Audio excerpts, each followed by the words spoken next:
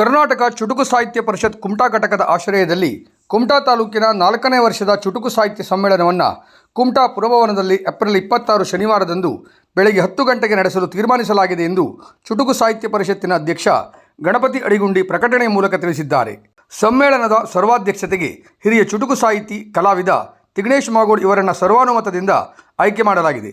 ಚುಟುಕು ಬ್ರಹ್ಮ ದಿನಕರ ದೇಸಾಯಿ ಅವರ ಜಿಲ್ಲೆಯಲ್ಲಿ ನಡೆಯುತ್ತಿರುವ ಈ ಸಮ್ಮೇಳನಕ್ಕೆ ಚುಟುಕು ಸಾಹಿತ್ಯಾಭಿಮಾನಿಗಳು ತಮ್ಮ ಸಹಕಾರ ನೀಡುವಂತೆ ಸಂಘಟಕರು ಕೋರಿದ್ದಾರೆ. ಸಮ್ಮೇಳನದ ಅಂಗವಾಗಿ ಜಿಲ್ಲಾ ಮಟ್ಟದ ಮುಕ್ತ ಚುಟುಕು ಸ್ಪರ್ಧೆಯನ್ನು ಆಯೋಜಿಸಲಾಗಿದ್ದು, ಭಾಗವಹಿಸುವವರು ಚುಟುಕುಗಳೊಂದಿಗೆ ತಮ್ಮ ಸ್ವವಿವರ ಮತ್ತು ಭಾವಚಿತ್ರವನ್ನು ಏಪ್ರಿಲ್ 20ರ ಒಳಗೆ ಕಳುಹಿಸಲು ತಿಳಿಸಲಾಗಿದೆ. ನಂತರ ಬಂದ ಚುಟುಕುಗಳನ್ನು ಪರಿಗಣಿಸಲಾಗುವುದಿಲ್ಲ. ಇದು ಮುಕ್ತ ಸ್ಪರ್ಧೆಯಾಗಿದ್ದು ವಯಸ್ಸಿನ ಯಾವುದೇ ನಿರ್ಬಂಧ ಇರುವುದಿಲ್ಲ. ಒಬ್ಬರು 4 ಚುಟುಕುಗಳನ್ನು ಮಾತ್ರ ಕಳುಹಿಸತಕ್ಕದ್ದು. ಇದರಲ್ಲಿ 2 ಮಾತ್ರ ಆಯ್ಕೆ ಮಾಡಿಕೊಂಡು ಸಂಚಿಕೆಯಲ್ಲಿ ಪ್ರಕಟಿಸಲಾಗುವುದು ಹಾಗೂ ಆಯ್ಕೆಯಾದ 2 ಚುಟುಕುಗಳನ್ನು ಸಮ್ಮೇಳನದಲ್ಲಿ ವಾಚಿಸಲು ಅವಕಾಶ ನೀಡಲಾಗುವುದು. ಕಳುಹಿಸುವ ಚುಟುಕಿನಲ್ಲಿ ಒಂದು ಆಶಯ ಹಾಗೂ ಸಮಾಜಕ್ಕೊಂದು ಸಂದೇಶವಿರಲಿ.